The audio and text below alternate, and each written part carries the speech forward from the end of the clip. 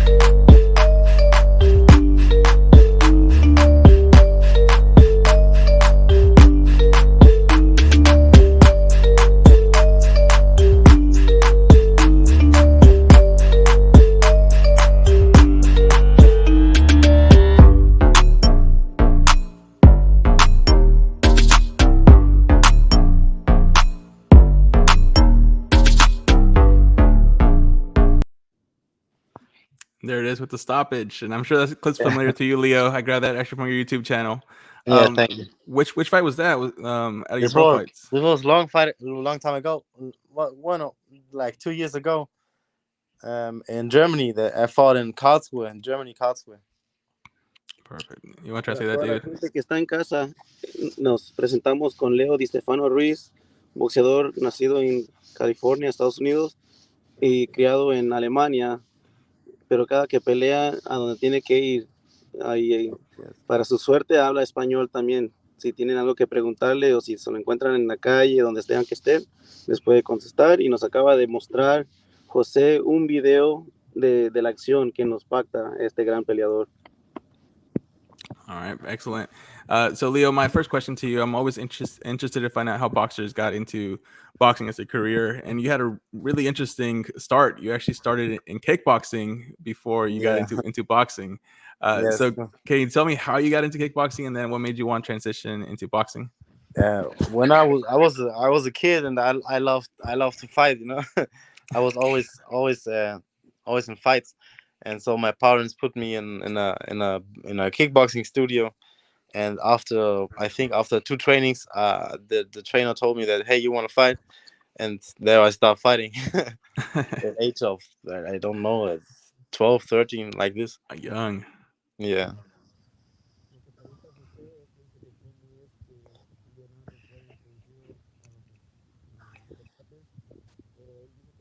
David, your audio is a bit low.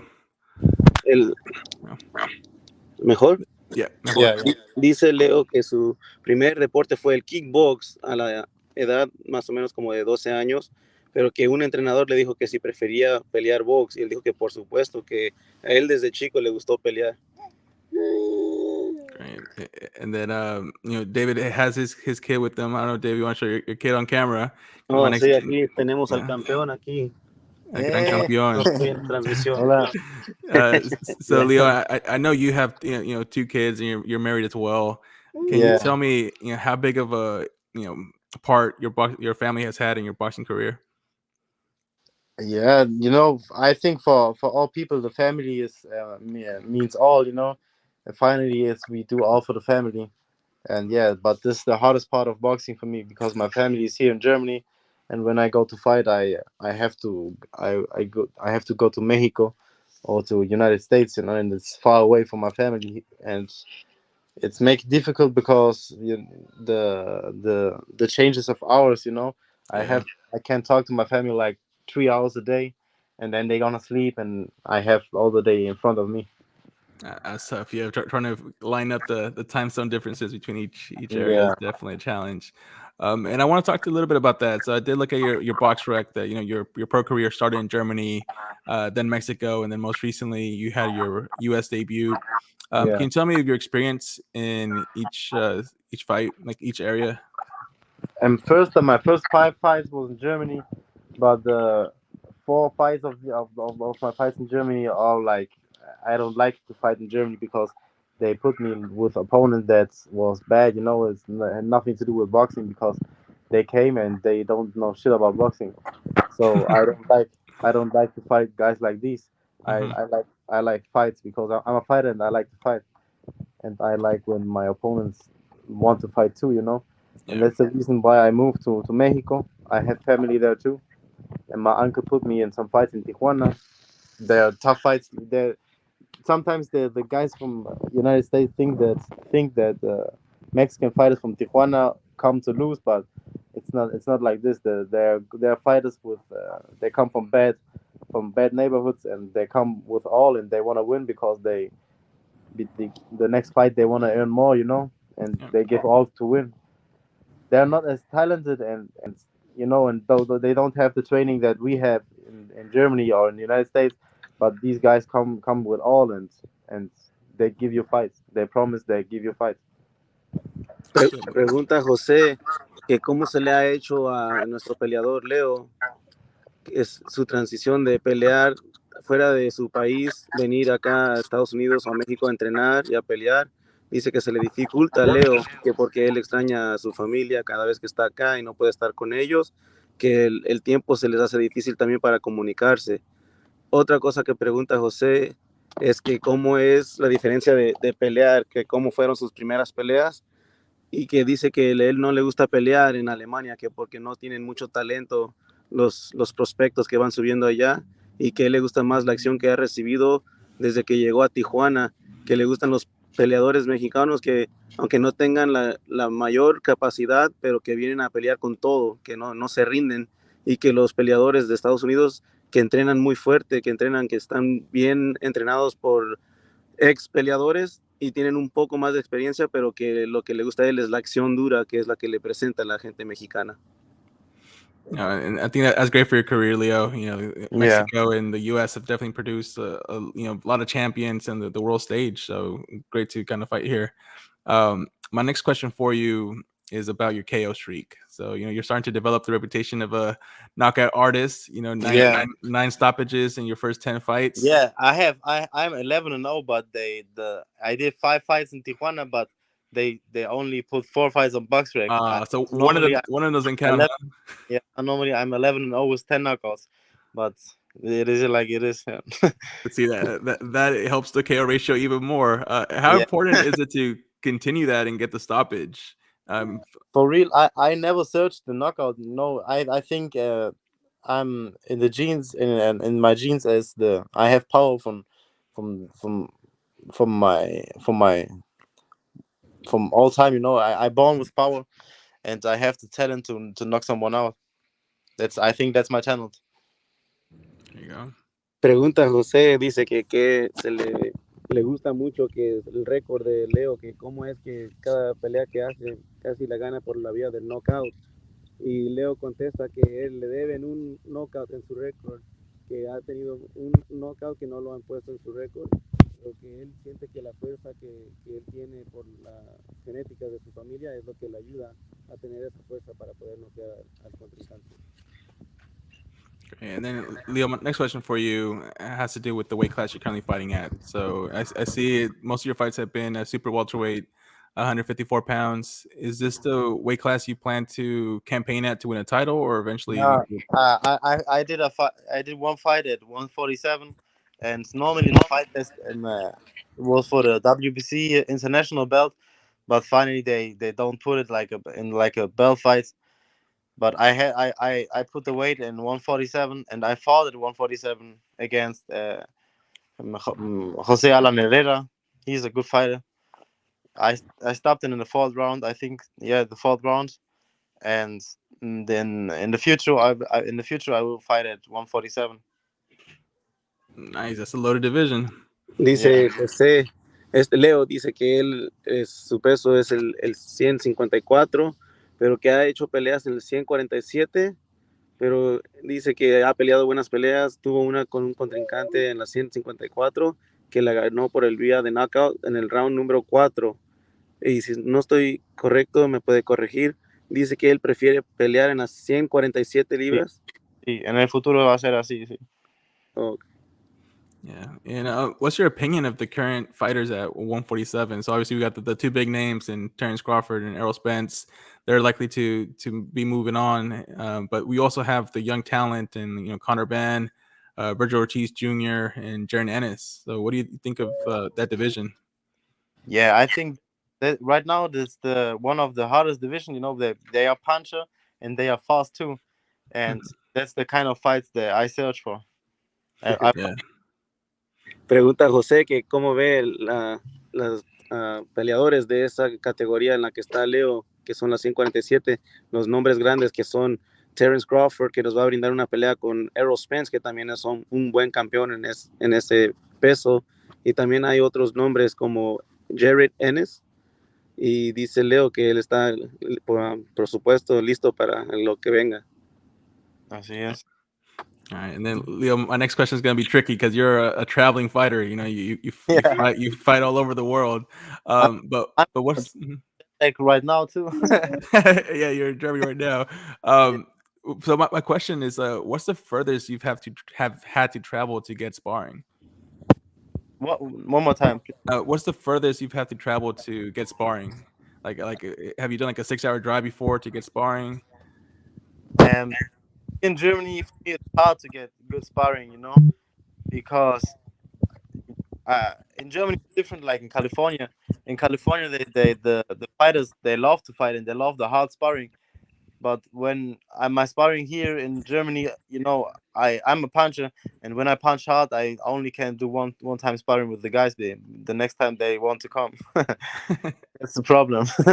Yeah, I hear you. José, ¿qué es lo más lejos que ha hecho en ir a viajar para agarrar un buen sparring nuestro peleador? Y dice que a él se le dificulta agarrar buen sparring en Alemania, que porque pega tan duro que para la próxima ya no quieren volver a hacer sparring. So Leo, how do you prepare for your fights? Are you the type of person that watches video on your opponents, or do you mostly Yeah. focus on yourself? No, I'm focused on myself. We never stop learning, but when I have an opponent that and I can see videos from him, for sure I watch his fighting style, and I watch how to punch him, and so watch the combination that I have to put him on to knock him out, or to box him. But yeah, I'm more focused on me, because I watch my fights and then I watch my faults, and because this is what the opponents do, and I watch like what I can do better, and work on this. Right. No, absolutely. I hear you. David, can you bring the mic a little closer? Hello. Pregunta José que cómo es que se prepara para una pelea Leo, si estudia más al oponente o a sí mismo. Y dice Leo que si hay la oportunidad de entrenar al oponente, que lo hace con seriedad, pero que si no hay, que él se fija en sí mismo, que qué es lo que puede mejorar de sus problemas, en los que puede hacer mejores ajustes para ganar en sus próximas peleas. So Leo, as you mentioned, you're a hard puncher, 10 knockouts. But who's the hardest puncher you've been in with, either in a pro fight or in sparring? Who's the hardest puncher you've been with? I sparred Lindolfo Delgado, and he can punch. It was the only guy in California that I can say that, okay, this guy has power.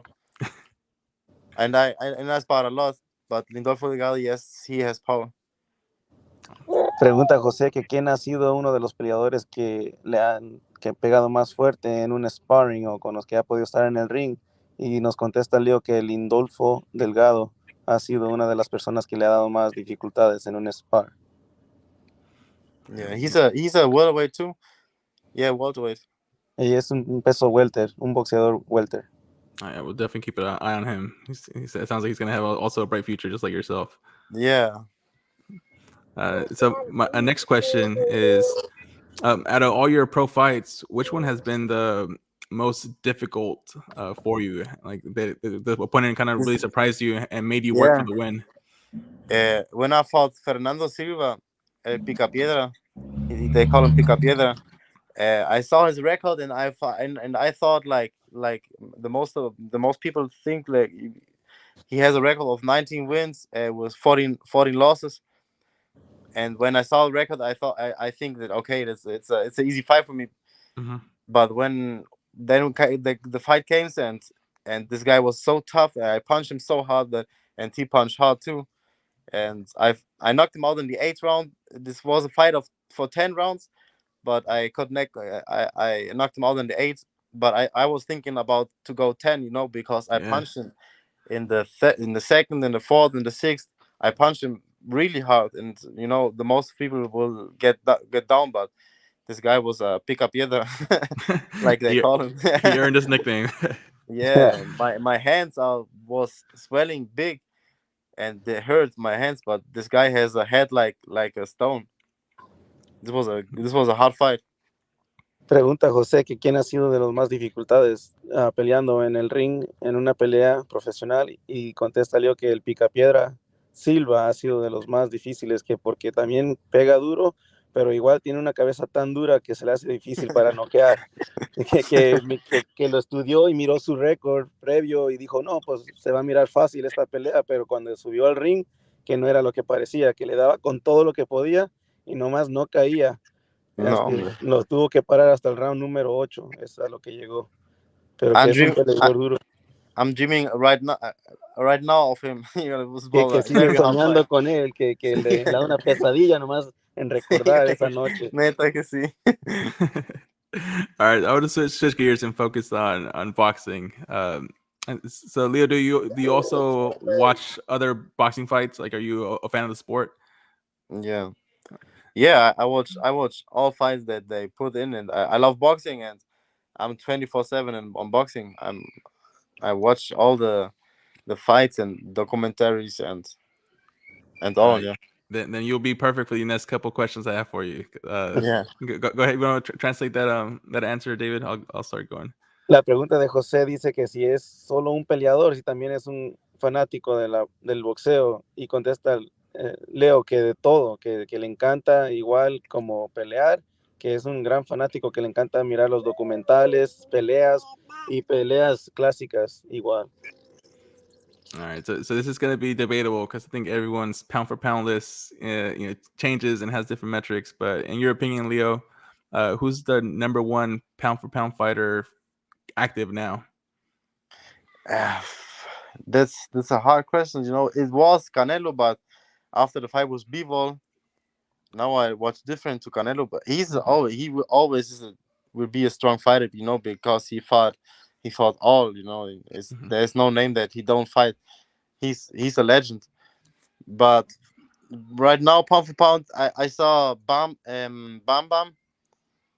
Jesse Bam Rodriguez. Yeah, Bam Rodriguez. Yeah. Mm-hmm. I saw him train, and this guy's crazy, man. This guy sparred 14 rounds, and after 14 rounds, he trained 1 hour straight in conditioning, like nothing.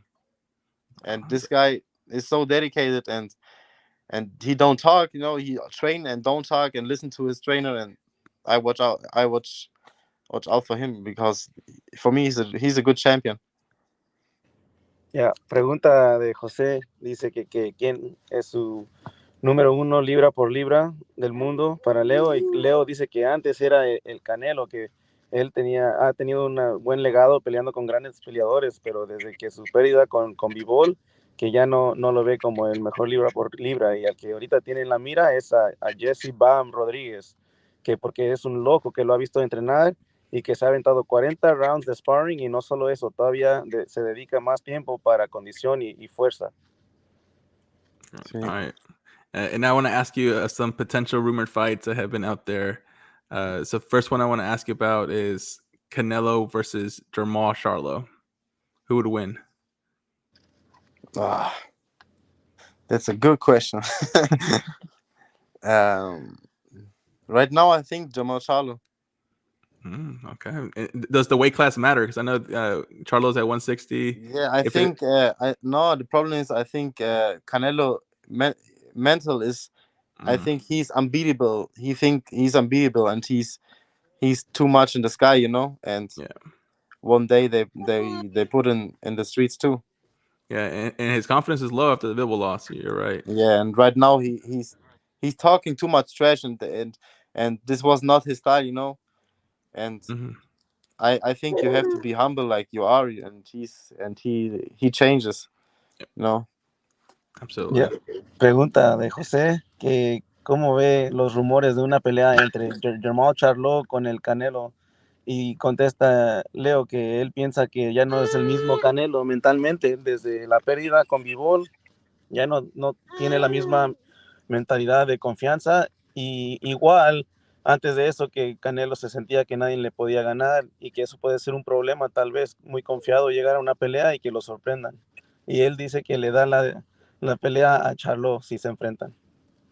All right, my next rumored fight, Deontay Wilder. He's coming back, and then we have Anthony Joshua fighting Usyk. Assuming that they both come back victorious, who would win at a Wilder versus Joshua? I think Wilder. Wilder. He's too crazy. That punch. Yeah, I think Fury's was his only kryptonite in that division. Yeah. El próximo rumor que pregunta José es cómo ves si es que se hiciera una pelea entre Deontay Wilder, que viene de perder con Tyson Fury, con como Anthony Joshua, después de pelear con Usyk, que si se realizara esa pelea, que quién piensa. ¿Y qué dice Leo? Que Wilder. Wilder is too crazy. Que está muy loco, y que con un solo golpe puede tumbar a cualquiera. Sí. All right, and then the last rumored fight I want to ask you about is Triple G versus Jaime Munguia. Who would win that one? Triple G. Triple G. La otra pregunta dice que quién ganaría entre una pelea entre Triple G con Jaime Munguia, y Leo todavía cree que Triple G todavía tiene mucho para rato al que se le ponga enfrente. Yeah, he has too much experience. La experiencia le ayuda. Perfect. All right. Well, switching back to you, Leo. Has your next fight already kind of been discussed, and is there a date in mind for that, or not yet? Yeah, I will go back on final September to my training camp, and then they will watch for a fight. Okay. Do you know if it's going to be in the U.S. again or potentially Mexico? Yeah. My next fight will all be in the U.S. Well, U.S. All right. So looks like you're here to stay and get the big scene here in the U.S. Yeah. All right. Perfect, dude. Y Leo dice que ya está esperando la próxima pelea y que cree que va a ser aquí en los Estados Unidos y que está listo para volver a regresar a entrenar. Excellent, Leo. We're looking forward to your next fight. I don't have any more questions for you, but I want to give you the opportunity to, say anything, any message to your fans, anything people should know about, what Leo's all about. No, I would say thank you for all my fans. But I came the first time to the United States this time 3 months ago, and I came alone, and I don't know nobody, even my manager, even my trainer. I came and I doesn't know where I have to sleep. I came with nothing, with nothing, and then at the fight night, I was there in the stage, and I saw like hundreds people saying my name, and this means a lot for me. In 3 months, getting that fan base, and the guys they show me love, and this motivate me so much, and I hope we will be bigger and bigger. And I want to say thank you to all the guys. They support me, because I really came from nothing, and I'm a rich boy now. Rich in, not in money, but in healthiness and for the fan love they give me, because Wow. I gave all for boxing. I changed my whole life for boxing. I led my family for boxing. That means a lot for me. Sí, claro. Ya, a la gente que no entiende o no sabe lo que dijo, dice que ¿Qué es algo que quisiera hacer para decirle a todos ustedes los que nos miran en casa o la fanaticada de él? Dice que les agradece mucho que él se le dificultó su primer vez venir aquí a los Estados Unidos y sin conocer ni a su equipo que lo maneja y ni al entrenador, que se le hizo muy duro, que no tenía ni dónde quedarse, que se quedaba en el gimnasio, pero que aprecia a toda la gente que 3 meses de conocerlo entrenando, que él llegó a la noche del ring, ya cuando iba caminando al cuadrilátero, que se emocionó, que toda la gente que no lo conocía muy bien, pero gritaban su nombre y que fue algo que lo motivó y que se siente un hombre rico, no de riquezas, sino de salud y que es muy agradecido con los fanáticos. Great memory, David. You can translate that word for word. Yeah. Well, Leo, It's a good translator, huh? Yeah, no. Ahí si me have to start paying him. Si me quiere contratar Golden Boy, alguien, aquí estoy listo para trabajar. No, Gracias. I think David does a better job than some of the translators that we see on national TV. So yeah, I think so. Great. Well, Leo, thank you so much for your time. It was a pleasure to interview you. We look forward to seeing you rise up the ranks in the welterweight division and one day becoming champion. Thank you so much. Ya para la próxima, ya que lo veamos otra vez, ya nos va a enseñar sus títulos. WBC, Ring Magazine, todos. CMB. That's the dream.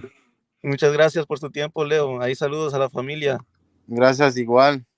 A tu hijo, ¿cómo se llama? Se llama Dylan Rafael Sánchez.